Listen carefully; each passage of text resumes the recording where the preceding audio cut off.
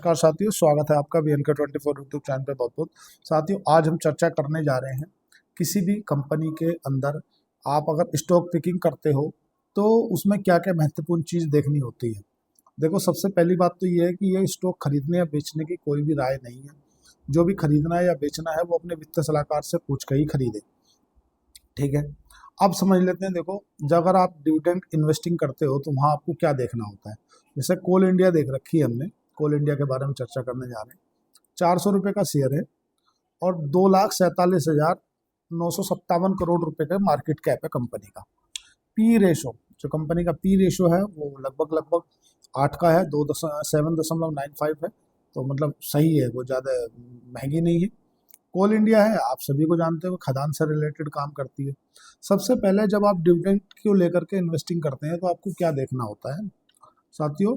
सबसे पहले आपको जो महत्वपूर्ण चीज़ देखनी होती है वो देखना होता है कि डिविडेंड यील्ड, या कोई कंपनी में आप निवेश अगर डिविडेंड के लिए कर रहे हो तो उस कंपनी का बिजनेस कितना स्टेबल है।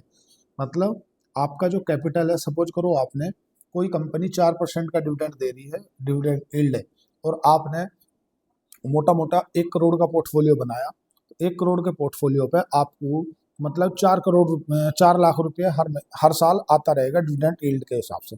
जैसे कोल इंडिया का जो डिविडेंड यील्ड है वो है लगभग 6.5% का। मतलब अगर आपने इसमें 1 करोड़ का पोर्टफोलियो बनाया तो 6.5 लाख रुपये के आसपास में आपको फिक्स है आता ही रहेगा, ठीक है। डिविडेंड यील्ड ये कहलाता है। अब बहुत से जब हम स्टॉक पिकिंग करते हैं तो स्टॉक पिकिंग करते समय क्या बड़ी मिस्टेक होती है कि हम डिविडेंड यील्ड देखते हैं, ये देखते हैं कि कौन सी कंपनी की कितनी डिविडेंड यील्ड है, उसके हिसाब से फंस जाते हैं। सबसे पहले आज हम कोल इंडिया पे मोटा मोटा नज़र डाल लेते हैं, फिर हम इसके ऊपर विस्तार से चर्चा करेंगे, ठीक है। देखो, जैसे ये स्टॉक लंबे समय में, ये देखो कब से 5 साल का आप इसका डाटा देखोगे तो 2024 के अगस्त में इसका 540 रुपये का हाई था जो बनाया था। उसके बाद इसी स्टॉक ने गिरना चालू करा और लगभग लगभग 350 रुपये के लो पे आकर ये रुका, ठीक है। इतने का इसने लो बनाया। अब उसके बाद में इस स्टॉक के अंदर आपको मूवमेंट दिख रहा है, मूवमेंट आ रहा है, वो भी सपोर्टेड वॉल्यूम। जब भी कोई स्टॉक ऊपर भागता है ना, तो ऊपर भागते समय उसमें दो चीज़ देखनी रहती है कि वॉल्यूम है या नहीं है। ये इसका जो येलो वाली लाइन है ये इसका 50 डे मूविंग एवरेज है, और ये जो काली वाली लाइन है ये इसका 200 दिनों का मूविंग एवरेज है। मतलब इसने 200 डे मूविंग एवरेज और 50 डे मूविंग एवरेज को दोनों को वॉल्यूम के साथ में ब्रेक किया है। कोई भी स्टॉक, अब आप इसको 3 साल के चार्ट फ्रेम पर देखोगे तो पाओगे कि एक का फैंडल मतलब राउंडिंग बॉटम पैटर्न बन रहा है। जो टेक्निकल समझते हैं वो राउंडिंग बॉटम पैटर्न का मतलब ये रहता है, कोई स्टॉक में चलने से पहले का जो मूव रहता है ना, वो राउंडिंग बॉटम पैटर्न कहलाता है। जैसे आज आप लोगों को आज हिंदुस्तान जिंक दिख रहा है, मैं आपको हिंदुस्तान जिंक में बता रहा हूँ ये राउंडिंग बॉटम पैटर्न कब फॉर्म हुआ था। अभी यहाँ दिख रहा है आपको, ये देखो ये यहाँ फॉर्म हो रहा था। जब भी कोई स्टॉक चलता है उसके बाद वो एक बार गिरता है। देखो इसने यहाँ ब्रेकआउट दिया, यहाँ ब्रेकआउट देने के बाद ये 500 के बाद जाने के बाद फिर से नीचे आया 458 या 460 के आसपास। तो जो ये ब्रेकआउट दिया, ब्रेकआउट देने के बाद जो नीचे आया ना, तो जो वीक हैंड थे ना वो यहाँ निकल गए। उसके बाद में जो इसने रनअप दिया है ना, ये सपोर्टेड बाय वॉल्यूम है, ठीक है। केवल मोटा मोटी समझाने के पर्पज से कर रहा हूँ, कोई स्टॉक खरीदने या बेचने की कोई भी राय नहीं है, ठीक है। आपको दिख रहा होगा कि अभी आजकल NMDC बहुत भाग रहा है, NMDC, ठीक है। ये देखो वॉल्यूम नीचे नहीं है ना, अगर वॉल्यूम नीचे है ना तो इसका मतलब, अब ज्यादातर लोग पिकिंग करने में क्या दिक्कत करते हैं, कहाँ जाके वो फेल होते हैं, उसके पीछे का लॉजिक है ये। देखो, जब आप डिविडेंड यील्ड देखते हो तो डिविडेंड यील्ड में आप फंस जाते हो। डिविडेंड, अगर आप डिविडेंड को लेकर इन्वेस्टिंग कर रहे हो तो आपको ये देखना चाहिए कि कंपनी का जो बिजनेस है ना वो एक स्टेबल बिजनेस हो। जैसे आज अगर कोको कोला की बात करें, वॉरेन बफेट के ज़्यादातर जो शेयर है ना वो कोको कोला के हैं, और कोको कोला में उन्होंने तब निवेश किया था जब वो मतलब बहुत छोटी कंपनी थी। आज उसकी जो डिविडेंड यील्ड है ना, उनके शेयर के ऊपर जो निवेश का आने वाला पैसा है ना, वो 85 से 90% है, 85-90 गुना है। अगर 100 रुपये इन्होंने लगाया था तो 85 रुपये डिविडेंड के अनुसार आ जाते हैं। अब समझो, अगर तुम टॉप कंपनियों को निकाल के देखोगे कि भाई टॉप कंपनियों का क्या सिस्टम है, तो टॉप में पाओगे आप HCL, TCS, ITC। देखो, ITC 5 लाख करोड़ की कंपनी है। तो सबसे पहली बात है, किसी भी बिजनेस को आप खरीदते हो, आपने देखा ना ITC कोविड काल में कितना भी नीचे आया लेकिन उतना क्रैश नहीं हुआ जितना और शेयर हो गई। ये देखो, और जो इसने भगना चालू किया ना, 200 के आसपास था ये। मतलब जहाँ ये 2019 का जो इसका भाव था, ये 2019 का भाव इसका 250 का था, तो गिर के 150 पे आया, 170 के आसपास आया। 170 से जो चलना चालू किया, आज 400 रुपये पे है। और जो उसकी डिविडेंड यील्ड है वो भी 4% के आसपास है। ठीक है, फिर से आते हैं। HCL टेक्नोलॉजी 4 लाख करोड़ की कंपनी है। ONGC, Hindustan zinc, power grid, coal India, ये कंपनी हमेशा डिविडेंड फ्रेंडली मानी जाती है।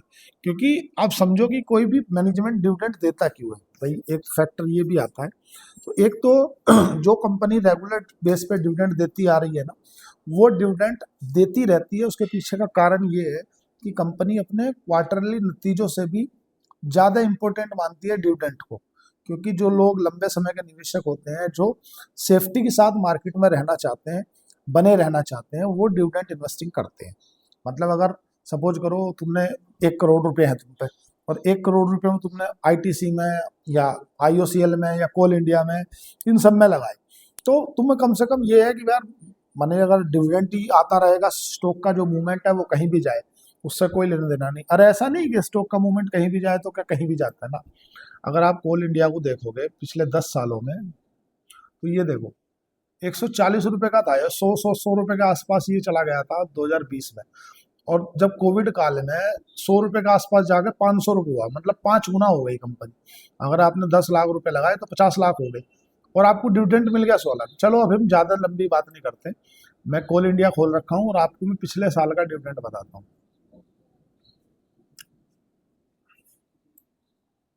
कॉर्पोरेट एक्शन डिविडेंड, है ना, जस्ट मिनट, ये 2025 है। ये 5 रुपया 60 पैसे, तो एक जोड़ो आप, ठीक है, 5 रुपया 60 पैसे प्लस 5 रुपया 50 पैसे प्लस 5 रुपया 15 पैसे, ठीक है, 5 रुपये 15 पैसे हो गया, और प्लस 10 रुपये 25 पैसे, 10 रुपया 25 पैसे। इसने 27 रुपये का डिविडेंड दे दिया। कितने का दे दिया डिविडेंड? 27 रुपये का। मान लो किसी ने इस कंपनी का स्टॉक यहाँ उठा रखा था, 500 रुपये पर उठा रखा, 500 से घट के 350 रह गया, ठीक है, तो उसे ये तो चिंता नहीं है कि भाई मेरे पास अगर 1,000 शेयर है इसके, तो 27,000 तो मेरे पास डिविडेंड आ गया, 26.5 रुपये का डिविडेंड दिया, तो स्टॉक गिरने से कोई फर्क नहीं पड़ा, गिर रहा कोई बात नहीं, उसको 26,27 27,000 रुपये तो डिविडेंड आ रहा है ना।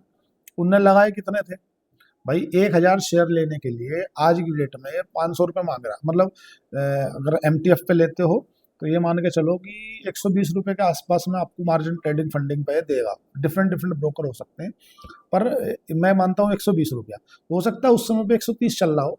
अगर 130 रुपये के भाव से आपने 130 टू 1,000, आपने 1,30,000 रुपये लगाए, और 1,30,000 रुपये शेयर लगा कर आपके शेयर गिर गया, मैं तो ऐसा मानता हूँ, ठीक है, टॉप पे लिया तब की बात कर रहा हूँ मैं। आप हालांकि टॉप पर तो आपने नहीं लिया होगा भाई, कहीं भी लिया, मैं कह रहा हूँ यहाँ पोजीशन बनाई, यहाँ बनाई, यहाँ बनाई, गिर गया। अगर आप डिविडेंड इन्वेस्टिंग करते हो तो आपको कम से कम ये सेफ है कि भाई मेरा डिविडेंड तो मिल रहा है, लेकिन कंपनी ग्रोथ वाली होनी चाहिए। ऐसा नहीं कि आप डिविडेंड ही डिविडेंड देख लो। मैं आपको उसके आगे भी करूंगा कि डिविडेंड वाली या ग्रोथ वाली कंपनी कैसी रहती है। अगर आपने 1,30,000 रुपये लगाए और उसमें आपको मान लो मोटा मोटा आप अपने बैंक का ही ब्याज जोड़ के चलो कि 7% का मेरे को इंटरेस्ट होना चाहिए, तो तुम्हें 9,000 रुपये चाहिए थे कि भाई मेरे इस पे पैसे पे कम से कम 9-10,000 रुपये का तो वही चाहिए। हालांकि स्टॉक के मूवमेंट भी आया होगा तो भाई इंटरेस्ट भी लगा होगा तुम्हें, भाई मान लो इंटरेस्ट भी, MTF पे इंटरेस्ट भी दिया होगा तुमने। तो कुल मिलाकर डिविडेंड इन्वेस्टिंग में आपको ये देखना होता है कि कंपनी की ग्रोथ क्या है। जैसे यहाँ समझो आप, डिविडेंड यील्ड जब आप सबसे ज्यादा देखोगे तो टपारिया टूल्स की निकल के आएगी। टपारिया टूल्स 400 परसेंट के आसपास डिविडेंड यील्ड है। कारण कारण है उसका पी रेशो। देखो क्या है कि जो भी कंपनी जितनी छोटी होगी या जितना उसका कम पी रेशो होगा, उसकी डिविडेंड यील्ड उतनी ज़्यादा होगी। ज़्यादातर जो बैंकिंग सेक्टर है वो डिविडेंड उसकी डिविडेंड यील्ड सबसे कम होगी। चलो आप उदाहरण के लिए पूना वाला देख लो, या सुंदरम फाइनेंस सबसे बड़ा है ना, सुंदरम फाइनेंस, डिविडेंड यील्ड कितनी है इसकी? 0.68%। चलो बजाज फाइनेंस देख लो, बजाज फाइनेंस डिविडेंड यील्ड कितनी है? 0.5%। ठीक है। H D F C dividend कितनी यील्ड है? 1%। आईसीआईसीआई बैंक डिविडेंड यील्ड कितनी है? 0.81%। मतलब ये वो बिजनेसेस हैं जो बैंकिंग बिजनेस होते हैं ना, वो कभी भी डिविडेंड नहीं देते। कारण कारण ये है कि जो बैंकों का रॉ मटेरियल है ना, वो है पैसा।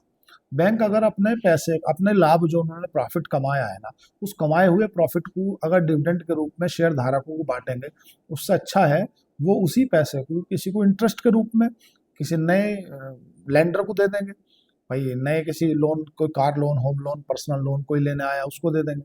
तो वहाँ और तो और जैसे आईटी की कंपनियां हैं ना, तो आईटी की कंपनी क्या करती हैं कि अपने पैसे को री इन्वेस्ट करती है, मतलब बाई बैक कर लेती हैं वो। तो बाई बैक करने से क्या होता है? बाई बैक करने से साथी होता ये है कि इनके जो आउटस्टैंडिंग शेयर है ना वो कम हो जाते हैं। आउटस्टैंडिंग शेयर होने से क्या होता है कि इन कंपनियों का जो ईपीएस है ना, अर्निंग प्रति शेयर, वो बढ़ जाता है। भाई किसी कंपनी को आप खरीदते हो, अब आपके पास में अगर वित्तीय सलाहकार नहीं है तो फिर आप नंगी तलवार घुमा रहे हो, वो तो बात अलग है। लेकिन अगर कोई भी कंपनी आप खरीदते हो तो उसमें ईपीएस देखते हो। चलो हम कोल इंडिया की बात करते हैं। कोल इंडिया का जो ईपीएस है ना, अर्निंग प्रति share, EPS in the sense earning प्रति शेयर, एक शेयर के ऊपर कंपनी कितने रुपए की अर्निंग कमा पा रही है।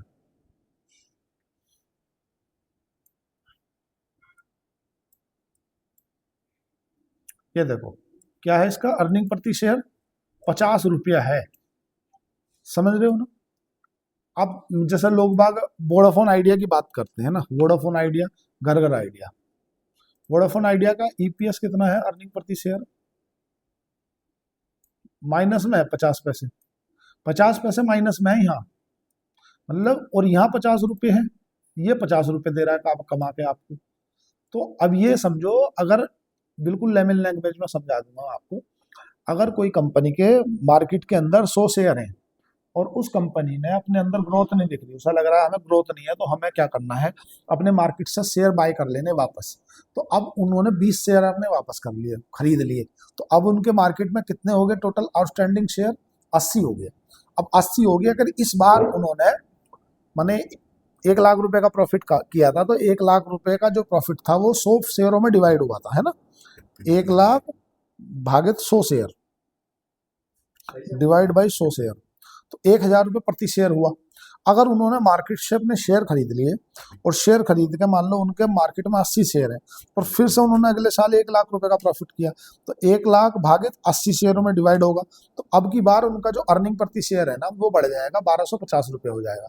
तो किसी भी कंपनी को बाई करने से पहले ये देखना होता है कि उस कंपनी का कितना अर्निंग प्रति शेयर है। दूसरा, उस कंपनी का डिविडेंड पे आउट रेशो कितना है, कि जो कमा रही है अपना लाभ, उसमें से कितना हिस्सा अपने शेयर धारकों को बांट दे रही है।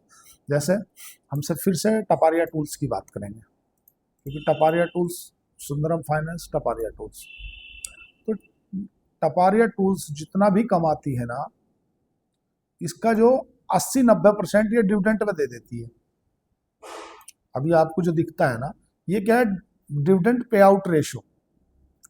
अभी तो आ जाओ कोल इंडिया, कोल इंडिया का कितना है डिविडेंड पे आउट रेशो? 46% के आसपास। क्योंकि इसमें ज्यादातर जो हिस्सेदारी है ना कोल इंडिया में, गवर्नमेंट की है शायद 51% के आसपास में, 63% है। प्रमोटर कौन है? प्रेसिडेंट। हाँ तो गवर्नमेंट ही है वो, president of India Coal India ministry. ठीक है। अब ये कंपनी डिविडेंड देती नहीं, इनसे दिलवाया जाता है। जैसे एचपीसीएल की बात करें हम, हिंदुस्तान पेट्रोलियम की, प्रमोटर कौन है? प्रेसिडेंट ऑफ इंडिया, राष्ट्रपति है। आईओसीएल की बात करें अगर, Indian oil corporation of India,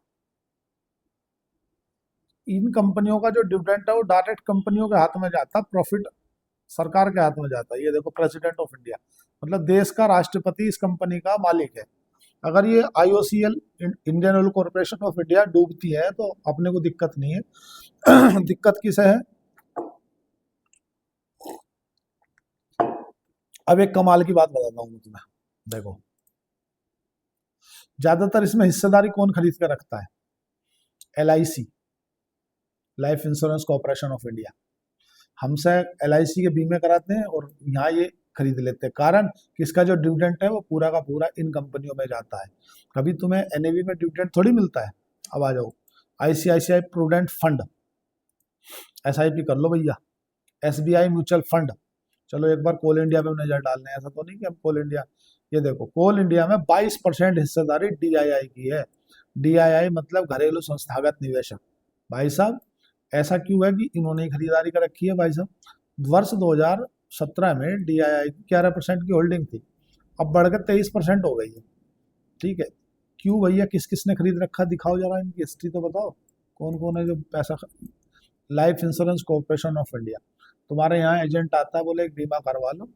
Nippon India, HDFC, Reliance capital, Parag Parikh, ठीक है, एलआईसी, आईसीआईसीआई प्रूडेंट, ये कौन है? ये म्यूचुअल फंड है जहां आप एसआईपी करते हो। ठीक है, आप समझ में आई कि डिविडेंड वाली अब आप देखते हो कि यार एसआईपी में हमेशा पैसा सेफ रहता है। कभी भी स्टॉक, यार तुम स्टॉक पिकिंग देखो ना उनकी क्या है। वो कंपनी इतने करोड़ की उठा रहे हैं, 2.5 लाख करोड़ की कंपनी है। अब बताओ, और प्रेसिडेंट ऑफ इंडिया राष्ट्रपति उनका मालिक है। पर लेकिन शेयर मार्केट में इन चीजों को कोई पढ़ता नहीं है। पढ़ता क्या है बहुत सा, आज तो ही आज उनने 5 लाख रुपए डाल ले और कल को से 10 लाख निकालने, चाहे हो जाए घर का घेर। इसीलिए वो फेल हो जाते हैं। अब स्टॉक पिकिंग में एक चीज और देखो, आप जब ये देखते हो डिविडेंड यील्ड, तो उसमें आपको डिफरेंट डिफरेंट बिजनेस दिखेंगे। जैसे कुछ कंपनियां इसमें आपको दिखेंगी कि जो कंपनी पेपर से रिलेटेड कंपनी है, लेकिन वर्ष 2020 के बाद में लोगों ने, जैसे जयप्रकाश, इसकी डिविडेंड यील्ड आपको दिखेगी 8%, लेकिन इसकी ग्रोथ नहीं है ना। अब सोचोगे यार ये काम क्या करती है, तो देख लो भैया, न्यूज़पेपर का काम होगा शायद इसका, जहां तक मुझे उम्मीद है। जागरण का नाम सुना है? जागरण का न्यूज़पेपर आता है। अब लोगों को लगेगा यार 8.5% की डिविडेंड यील्ड है यार, तुम तो खरीद लो यार, जागरण का न्यूज़पेपर चल रहा है। क्योंकि ग्रोथ नहीं होगी ना इसकी। देखो आपको मैं ग्रोथ ही दिखा दूंगा, लो ये देखो, कंपाउंडेड सेल्स ग्रोथ है ही नहीं, कंपाउंडेड प्रॉफिट ग्रोथ है ही नहीं, लेकिन ये चीजें कोई दिखाएगा नहीं ना बताएगा। यहाँ तो दिख रहा है आपको कि डिविडेंड पे आउट रेशो 100% है, जितना कमा रही है पूरा डिविडेंड में बांट दे रही है। पर भाई आगे जीवित रहेगी क्या? नहीं, या उधार लेके घी पी रहे हो? अरे यार डिविडेंड है 8% का, मतलब जो आदमी से यहाँ देखेगा ना डिविडेंड यील्ड को, वो खट से खरीदेगा। बोलेगा कंपनी अंडर वैल्यूड है, कंपनी की बुक वैल्यू है 90 रुपए की, करंट प्राइस है 71 रुपए का, और कंपनी का 60 का आरएसआई चल रहा है, स्टॉक ऊपर भागने वाला है, और बस अब तो जो है कुछ भी हो जाए तो इसे खरीदना। मतलब 71 रुपए पर 8% की डिविडेंड यील्ड मिलेगी, कुछ भी हो जाए। लेकिन काम क्या है? बिजनेस है, दिख रहा है ना आपके सामने। तो ये भी देखना होता है भाई कि तुम खरीद क्या रहे हो। पता चले तुम तो, मैं क्या बोल रहा था कि यार हमेशा डिविडेंड यील्ड ही सब कुछ नहीं देखा जाता। जैसे कोई इंफ्रा से रिलेटेड कंपनी है, उसने डिविडेंड दे दिया ज्यादा, आपको लगा यार डिविडेंड यील्ड तो अच्छी है इसकी, खाली डिविडेंड यील्ड देख के थोड़ी बिजनेस करोगे यार। अगर तुमने देख लिया बिजनेस तो चल नहीं रहा। जब 2020 के बाद में कोई खरीद ही नहीं रहा न्यूज़पेपर, ज्यादातर लोग मोबाइलों में ऐप रखते हैं। यूट्यूब का जब से चलन बढ़ा है, डाटा जब से सस्ता हुआ है, कोई चक्कर में ही नहीं पड़ता। तो फिर करना क्या है? करना ये है सबसे सिंपल फंडा, तो भैया अपने वित्त सलाहकार से पूछो। अब वेदांता की बात करते हैं। वेदांता सबसे ज्यादा डिविडेंड देती है, लेकिन उसके बाद में भी वेदांता का 7.25% की डिविडेंड यील्ड है। देखो 7.5। अब उसके बाद आती है पीटीसी इंडिया। पीटीसी इंडिया काम क्या करती है? क्योंकि जब तक बिजनेस समझ में नहीं आए तब तक पैसा लगाना नहीं। पहला नियम है कि धंधा मतलब चलेगा, टेंशन नहीं है। इसकी कंपाउंडेड प्रॉफिट ग्रोथ होगी 7% के आसपास, देख लो। अभी मैं देखा नहीं, नीचे जाऊंगा तो देख लेना। कहाँ गया वेदांता यार? चाहे तो पीटीसी इंडिया खोल रखा है वेदांता।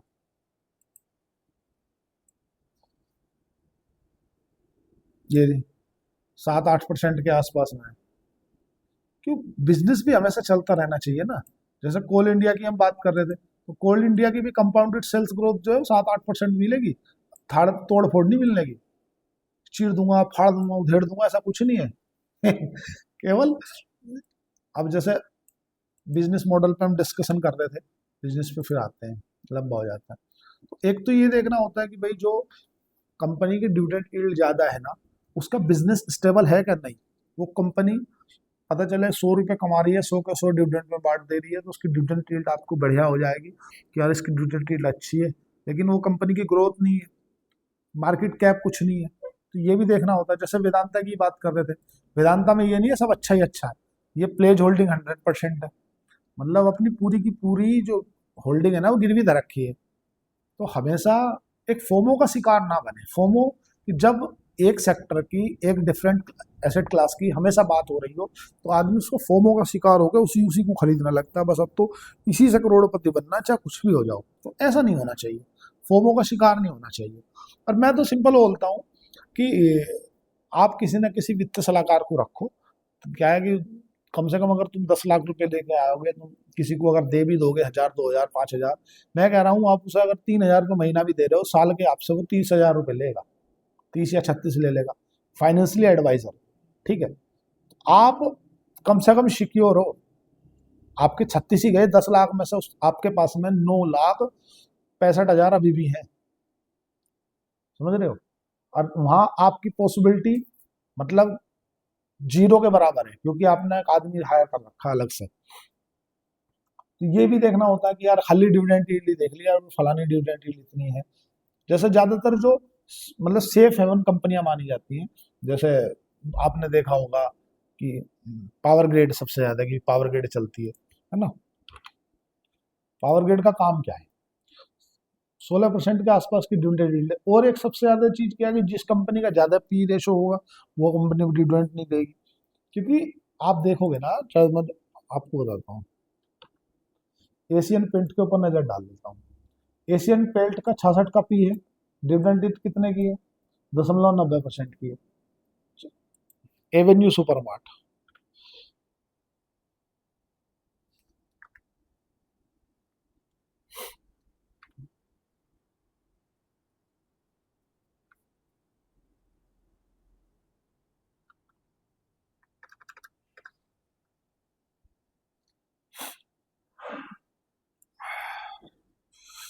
अडानी इंटरप्राइजेस कितने का पी है? 103 का। डिविडेंड यील्ड कितने की है? 0.6% की। टार्सन प्रोडक्ट पी कितने का है? 60 का। डिविडेंड यील्ड क्या है? कुछ भी नहीं।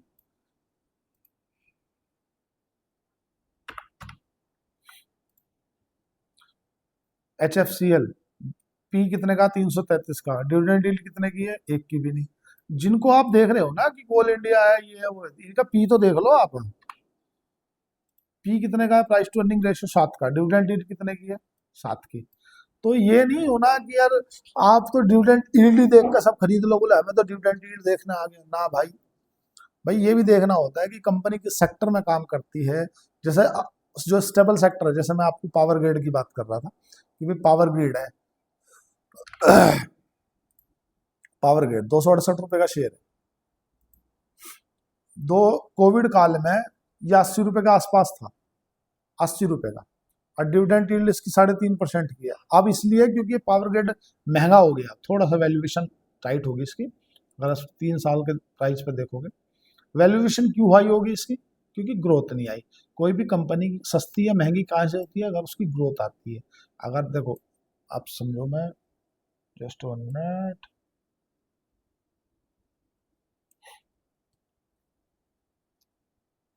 ये देखो, कंपनी ने सितंबर 2024 में 11,476 करोड़ रुपए का सेल की। पहले कितने की करी थी? 11,000 की।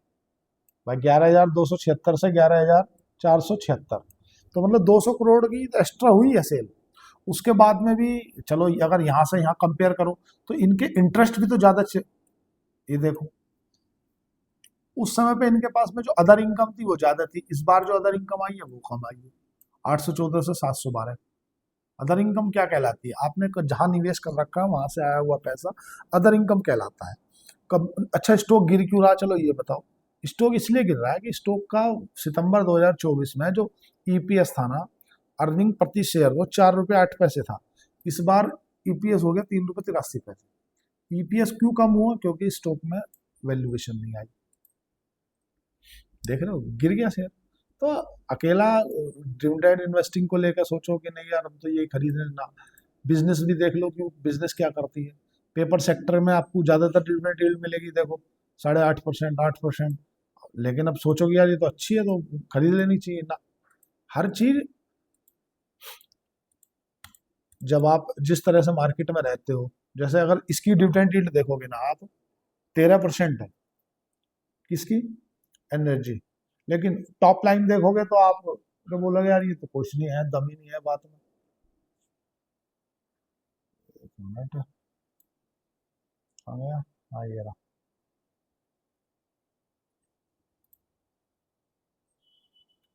कहीं भी नहीं है। कंपनी कितने की? 5,000 करोड़ की मार्केट कैप है। अब 13% डिविडेंड क्यों यील्ड क्यों आ गई? क्योंकि जितना आया वो पूरा डिविडेंड में बांट चुकी है। ये देखो ना, 13% डिविडेंड यील्ड बढ़ी है। क्यों बढ़ी है माना है? इनके पास में इनके पास में जितना पैसा आया है एक ही बार में, इन्होंने पूरा डिविडेंड में बांट दिया। और डिविडेंड में बांट दिया तो डिविडेंड यील्ड बढ़ेगी। देखने में ऐसा लगेगा कि यार ये तो बहुत डिविडेंड यील्ड है, कंपनी का स्टेबल बिजनेस है। भाई कुछ नहीं है। एक बार तुमने घर के में खड़े हुए ट्रैक्टर पैक्टर बेच दिए तो हमेशा थोड़ी बर्तन बेचोगे घर के। भाई जैसे गेल इंडिया है, स्टेबल बिजनेस है, 1.25 लाख करोड़ की कंपनी है। काम क्या करती है? काम हमें पता है। कंपनी का 5% के आसपास डिविडेंड यील्ड है, 12 का पी है। बिजनेस क्या है? बिजनेस भैया गैस से रिलेटेड काम है। तो ये देखो, कंपाउंडेड सेल्स ग्रोथ। प्रॉफिट नहीं आ रहा वो इस बार तुम्हें पता है कि गेल मतलब जो गैस को लेकर के ना, पीएनजीआरबी की तरफ से एक नोटिफिकेशन भी जारी हुआ है कि अब एक देश और एक टैक्स लगेगा। पहले डिफरेंट डिफरेंट राज्यों में डिफरेंट डिफरेंट टैक्स लगते थे। तो इंद्रप्रस्थ गैस है, आईजीएल है, एमजीएल है, उनके लिए ये नुकसान वाला विषय है। तो ये भी देखना होता है कि अब जैसे आईओसीएल की बात करें या बीपीसीएल की बात करें, बीपीसीएल, भारत पेट्रोलियम, 2.5% की डिविडेंड यील्ड है। आईयूसीएल की शायद 3% के आसपास में होगी। हाँ, 3.10% के आसपास में है। भाई बताओ ना आप, मैं कोल इंडिया की बात कर रहा था। कोल इंडिया की अगर आप टॉप लाइन उठा के देखोगे,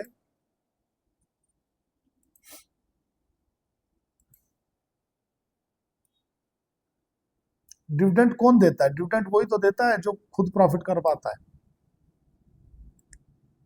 9-10% के आसपास में डिविडेंड यील्ड है। प्रॉफिट भी कमा रही है कंपनी, और कंपनी के पास में कैश फ्लो भी है, फ्री कैश फ्लो भी होना चाहिए। कंपनी के पास में 1 लाख करोड़ रुपए का फ्री रिजर्व रखा है, मतलब रिजर्व के रूप में। यहाँ दिख रहा है ना, देखो 1 लाख करोड़ रुपए का कैश फ्लो है। ऑपरेटिंग प्रॉफिट मार्जिन भी ठीक है। कैश फ्रॉम ऑपरेटिंग एक्टिविटीज भी है। भाई ये क्या कहलाता है? कैश फ्रॉम ऑपरेटिंग एक्टिविटीज, ये वो कहलाता है जो पैसा इनके कोर बिजनेस से आ रहा है। क्या कहलाएगा? Cash from operating activities. इनको जो एकदम से आपने देखा ना कि स्टॉक गिरा, स्टॉक गिरा, स्टॉक गिरा, कोल इंडिया का, दी देखो यहाँ देखो आप, ठीक है, कब गिरायो? जब मार्च के नतीजे आए होंगे तब गिरायो। 540 से, है ना, 540 से एकदम गिर गया 350 तक। क्यों गिरा? क्योंकि इनके कोर बिजनेस से पैसा नहीं आया। ये देखो, कैश फ्रॉम ऑपरेटिंग एक्टिविटीज, इनका जहां वर्ष 2023 में 35,000 करोड़ का धंधा हुआ, मतलब सेल, धंधा से पैसा आया, वो एकदम से 18,000 करोड़ आया। 18,000 करोड़ आते के साथ ही स्टॉक का जो ईपीएस है वो कम हो गया होगा, देख लो, है ना। देखेंगे वर्ष 2023, देखो, जस्ट 1 मिनट, अरे वीडियो फिर लंबी हो गई यार। देखो 2023, सितंबर 2023 में इस कंपनी का 13 रुपए का ईपीएस था, या जून 2023 में इस कंपनी का 17 रुपए का ईपीएस था, अर्निंग प्रति शेयर। और जो 17 रुपए का ईपीएस था वो घट के रह गया तुम्हारा 13 रुपए के आसपास, 10 रुपए के आसपास। ईपीएस कम हो गया, भाई कंपनी गिरना भागना उसके पीछे कोई ना कोई फैक्टर रहता है। कोई स्टॉक अगर गिरा है तो कहीं ना कहीं बिजनेस में कुछ लोचा है। जैसे मैं आपको प्रैक्टिकली बता रहा हूँ, ईएमएस, कोई खरीदने बेचने की कोई रिकमेंडेशन नहीं है, ध्यान रखना। स्टॉक का पी कितने का है? 14 का चल रहा है, और ये अपने सबसे न्यूनतम पी पे है आज के दौर में। मतलब इससे सस्ती हो कभी नहीं हुई। ये देखो, इस कंपनी का 30 का पी हुआ करता था दिसंबर 2024 में, 30 से घट के 14 पे आ गई। तो अगर इसका पी रिलेट हो जाता है ना, तो यहाँ से मैंने खरीदने बेचने की कोई रिकमेंडेशन नहीं। सबसे पहले बात तो ये है ना, जो खरीदना बेचना अपने वित्त सलाहकार से लेकर पूछ के खरीदना। मतलब अगर पी रिलेट हो जाता ना यहाँ से, तो डबल तो ये वैसे ही हो जाएगी। अगर कंपनी में ग्रोथ भी नहीं आती यार, पी रिलेट हो जाता है, और अपने सेक्टर की लार्जेस्ट कंपनी है। अगर वाटर रिसाइकल की बात करोगे ना आप, तो अपने सेक्टर में मार्केट लीडर है, अपने सेक्टर में। अब आ जाओ नीचे, शेयर गिरा। ये देखो सितंबर 2024 में 172 करोड़ रुपए की सेल हुई, और इनकी पिछली बार हुई थी 233 करोड़ की। तो मतलब टॉप लाइन गिर गई ना, इनकी टॉप लाइन में डी ग्रोथ आई है 26% की। और जब टॉप लाइन में डी ग्रोथ आई है तो वही कारण इनके मार्जिन भी गिर गए। 30% के मार्जिन हुआ करते थे, 21% रह गए। और इस इंडस्ट्री में, वाटर रिसाइकल की इंडस्ट्री में, जो मार्जिन होते हैं ना, वो स्टेबल नहीं होते।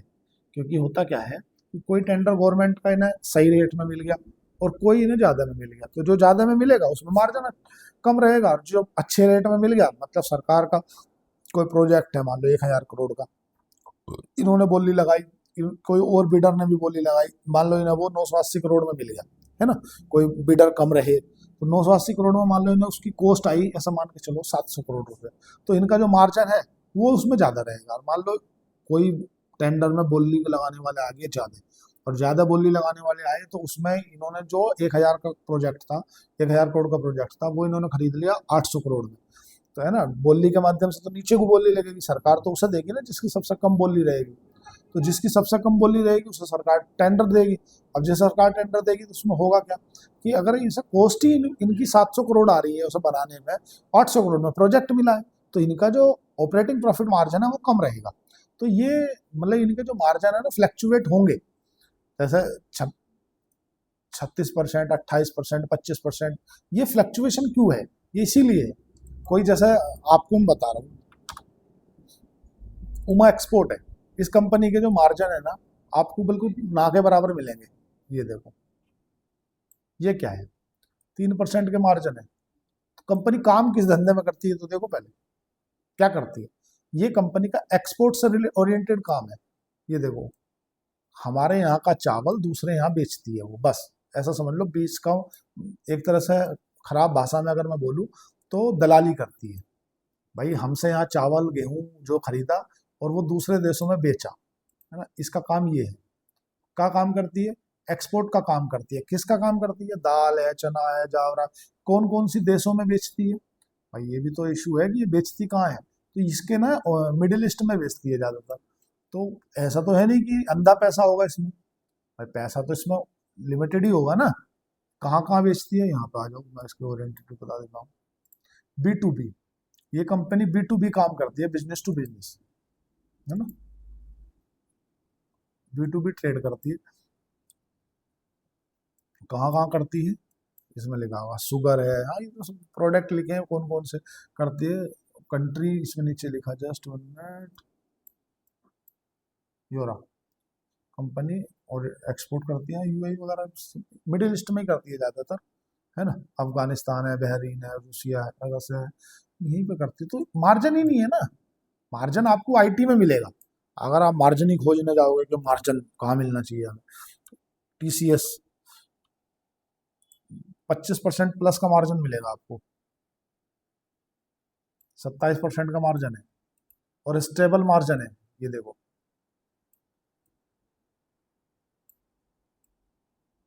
इन्हें कोई सिक्लिकल थोड़ी है। या जैसे